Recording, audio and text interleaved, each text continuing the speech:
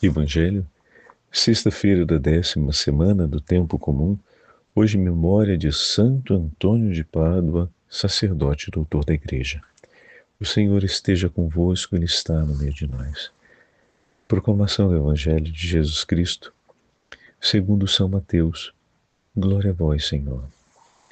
Naquele tempo disse Jesus aos seus discípulos: Ouvistes o que foi dito, não cometerás adultério. Eu, porém, vos digo, todo aquele que olhar para uma mulher com o desejo de possuí-la, já cometeu adultério com ela no seu coração. Se o teu olho direito é para ti ocasião de pecado, arranca-o e joga-o para longe de ti. De fato, é melhor perder um de teus membros do que todo o teu corpo ser jogado no inferno. Se a tua mão direita é para ti ocasião de pecado, corta e joga para longe de ti. De fato, é melhor perder um dos teus membros do que todo o teu corpo ir para o inferno. Foi dito também: quem se divorciar de sua mulher, dê-lhe uma certidão de divórcio. Eu, porém, vos digo, todo aquele que se divorcia de sua mulher, a não ser por motivo de união irregular, faz com que ela se torne adúltera. E quem se casa com mulher divorciada, também comete adultério. Palavra da salvação. Glória a vós, Senhor. Feira da 10ª semana do Tempo Comum, hoje memória de Santo Antônio de Pádua, sacerdote e doutor da Igreja. Em nome do Pai, do Filho e do Espírito Santo. Amém. Amados irmãos e irmãs, a Santa Liturgia nos dá a graça de continuarmos ouvindo o discurso de Jesus no Sermão da Montanha, no mesmo dia em que a Igreja celebra a memória deste grande santo, cuja devoção em nosso Brasil é abundantíssima e muito frequente. Santo Antônio de Pádua. Hoje, o Santo Evangelho nos apresenta a continuidade do discurso de Jesus a seus discípulos, onde o Senhor os instrui a uma atitude de justiça mais elevada. Uma justiça à altura daquela que o próprio Deus vive. Por meio de Cristo, podemos ter um coração semelhante ao coração de Cristo. Ou seja, um coração capaz de amar a Deus profundamente e de honrá-lo. Por isso, o Senhor fala hoje no Evangelho a respeito de um dos mandamentos da lei de Deus. E assim como ontem, falando sobre não matar, ele eleva a vivência desse mandamento a um grau maior em que todos os atos e gestos que nos separam e que nos desunem configuram uma ofensa ao mandamento, também aqui o abandono ou o voltar o seu coração para amar e ter para si uma realidade distinta daquela que Deus abençoou e consagrou, se torna também uma forma de ofensa ao mandamento. Eu, porém, vos digo, todo aquele que olhar para uma mulher com o desejo de possuí-la, já cometeu adultério com ela no seu coração. Ao desejar realizar aquilo, ao desejar estar fora daquela realidade que Deus abençoou, que é estar junto com sua esposa, que é estar na presença de sua esposa, ao olhar para o outro e ao desejar ter posse sobre o outro, nesse sentido, do tê-lo para si, não apenas como objeto, mas como fim último de seus desejos, de sua própria vontade, contraria a vontade de Deus, que abençoa e deseja que você queira e esteja junto daquela que foi abençoado diante dele, ao seu lado, para que vocês permaneçam juntos. Deus quer que a bênção triunfe, mas nesse caso, a pessoa quer que a bênção seja esquecida e que a sua vontade triunfe. Deus nos abençoou para que tivéssemos, no matrimônio, no casamento, para que tivéssemos força necessária de suplicar a ajuda e de viver aquilo para a qual nos propomos, quando diante do altar pedimos a graça dessa aliança sagrada. Não para que abandonássemos ou tentássemos esquecê-la. Por isso, a proposta do Evangelho de hoje, mais uma vez, vem ao encontro da grande exigência que o Evangelho traz a todos aqueles que buscam vivê-lo. Hoje, a Igreja celebra a memória de Santo Antônio, grande servo de Deus, que testemunhou para nós com sua vida a verdade que ouvimos do Evangelho. Teve por uma inteira história de vida um coração que não se dividiu. Amou perfeitamente o seu Senhor, entregando tudo de si para Ele. Antônio nasceu na cidade de Lisboa, Portugal, provavelmente por volta do dia 15 de agosto, festa da Assunção de Nossa Senhora, no ano de 1195. Numa casa junto das portas da antiga cidade, chamada a Porta do Mar, que se pensa ter sido o local onde mais tarde se ergueu a igreja que hoje está em Lisboa em sua honra. Tendo então o nome de Fernando por ocasião do seu batismo, fez na vizinha Sé os seus primeiros estudos, tomando mais tarde, em 1210 ou 1211, não se sabe ao certo, o hábito de vida religiosa. Ele entra para os cônegos regulares de Santo Agostinho, em São Vicente de Fora, e isso aconteceu pela mão do prior Dom Estevão.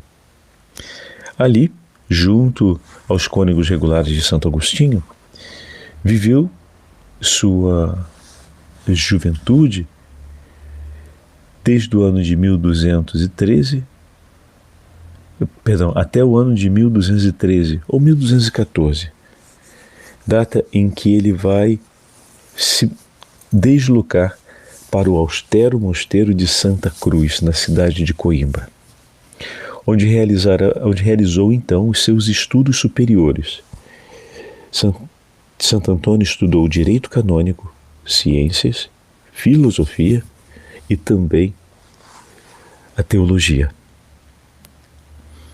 As relíquias dos santos mártires do Marrocos, que chegaram a Coimbra no ano de 1220, então no período em que ele estava fazendo os seus estudos, Ele foi provavelmente no 14, então 6 anos depois, ele ainda estava desenvolvendo os seus estudos, isso como cônego regular de Santo Agostinho, entenderam?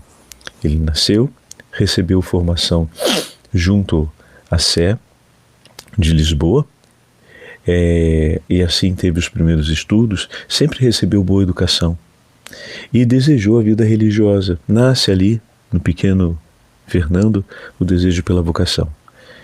Aí, em 1211, ele entra para os frades, para os cônegos regulares de Santo Agostinho.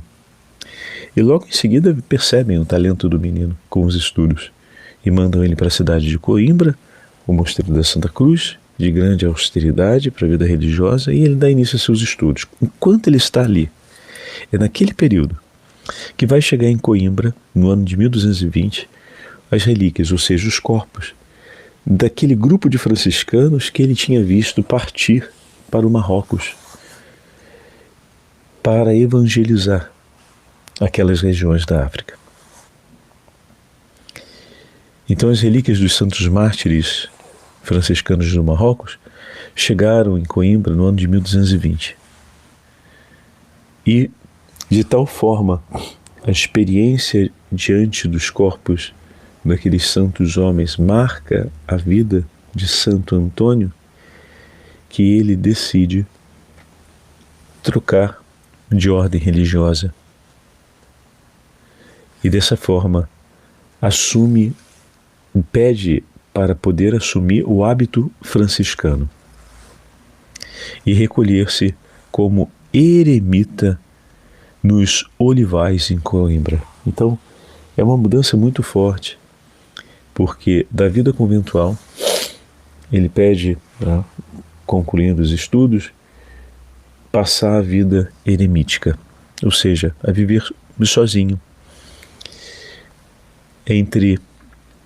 num eremitério chamado, nos Olivais, da região de Coimbra.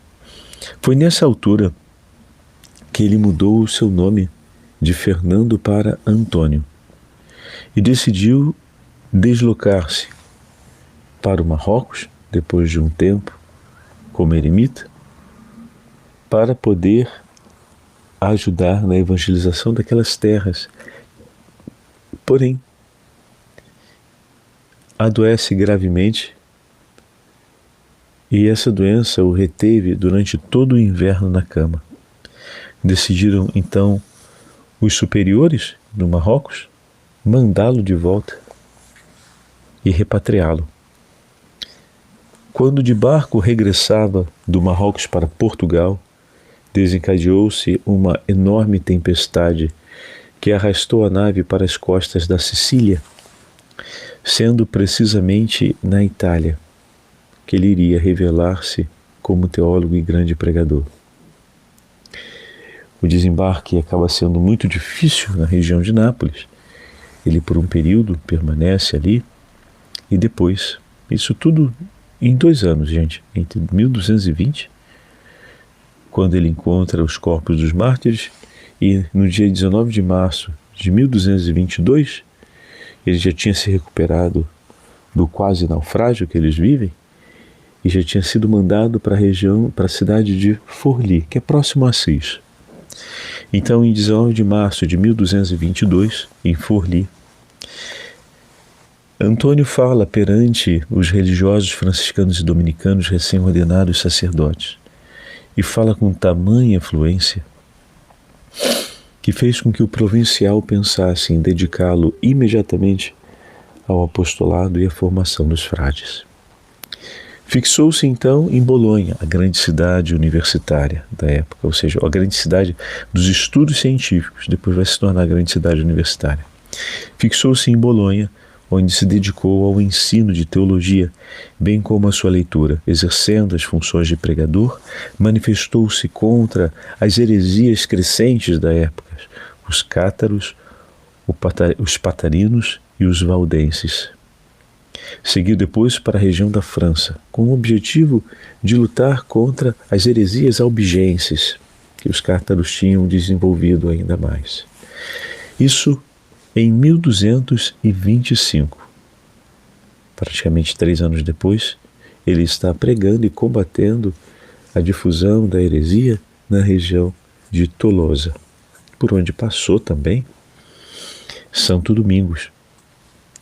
Na mesma época foi-lhe confiada a guarda do convento de Poutin-Velay e seria custódio da província de Limoges, um cargo para que foi eleito pelos frades daquela região. 2 anos mais tarde, instalou-se em Marselha,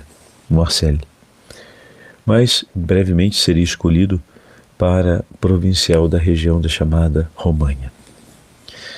Assistiu à canonização de São Francisco no ano de 1228 e deslocou-se, então, da França novamente para as terras italianas. Agora, após a canonização de São Francisco, ele vai para a região de Ferrara, retorna a Bolonha e vai para a grande Florença, a capital da arte e do desenvolvimento das grandes famílias que vão marcar a história da igreja daquele período. Durante 1229, suas pregações dividiram-se entre o norte da Itália. Olha que interessante, um ano depois praticamente, ele estava no centro da Itália, Ferrara, Bolonha, Florença, depois ele viaja para o norte e vai começar a fazer as pregações na região de Varese, Brescia, Milão, Verona, Mantova. Esta atividade absorvia-o de tal maneira que a ela passou a dedicar-se exclusivamente. Vocês percebem? A cada um ano ele mudava de cidades como professor e pregador. Era um trabalho extremamente exaustivo, né, para aquele período. No ano de 1231, ou seja, após praticamente 29, 30, 31, após 2 anos e meio de trabalho no norte da Itália, em 1231, após contatos com o Papa Gregório IX, ele vai para a cidade de Pádua, sendo ali a quaresma do ano seguinte marcada por uma série de sermões de sua autoria. Então ele vai para Pádua, permanece em Pádua e já na quaresma do ano seguinte começa o ciclo dos grandes sermões de São Francisco que nós conhecemos.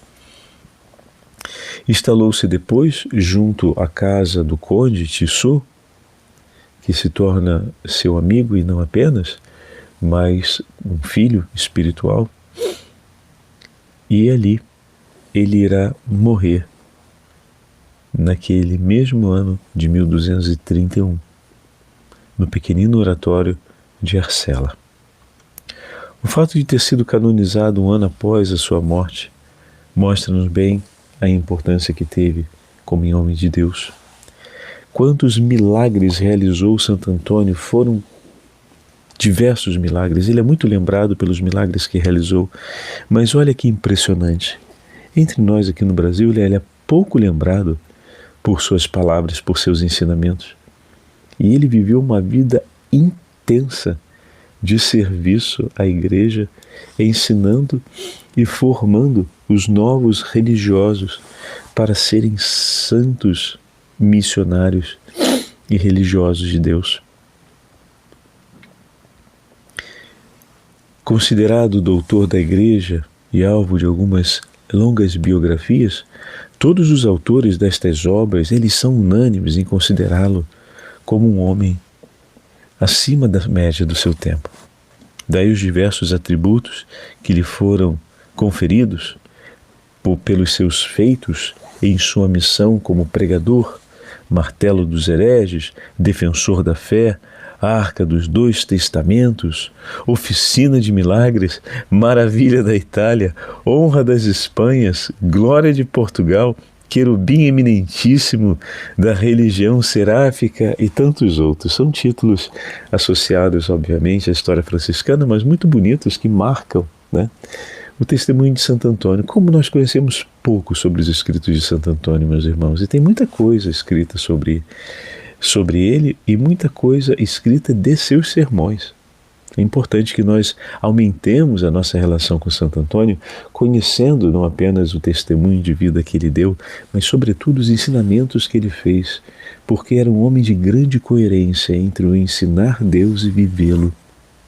Com sua vida quase mítica, quase lendária, mas que foi passando de geração em geração, e com os muitos milagres que lhe foram atribuídos em bom número, transformou-se num taumaturgo de importância especial. É verdade. Santo Antônio marca a história da Igreja nas Américas com o seu testemunho vivido na sequência de São Francisco de Assis.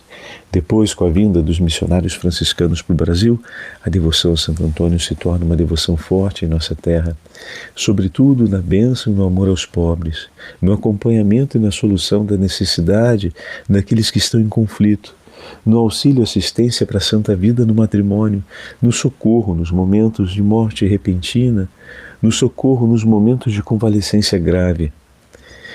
Como amigo e intercessor pelos pregadores. Está vendo? Quantas pessoas não vão fazer ensinamentos, não vão fazer palestras, não acompanham grupos pastorais e devem se ocupar da formação desses grupos? E nós pouco pedimos a intercessão de Santo Antônio. Eis aqui uma nova página que se abre no nosso livro de devoção a Santo Antônio, pedir a sua intercessão como pregador e como homem de Deus que nos conduz no ensino do Evangelho e na vivência do Santo Evangelho. O Senhor esteja convosco, Ele está no meio de nós. Pela intercessão de Santo Antônio de Pádua, desça sobre todos vós e permaneça para sempre a bênção do Deus Todo-Poderoso, Pai, Filho e Espírito Santo. Amém. Maria Santíssima, Rainha dos Anjos, rogai por nós.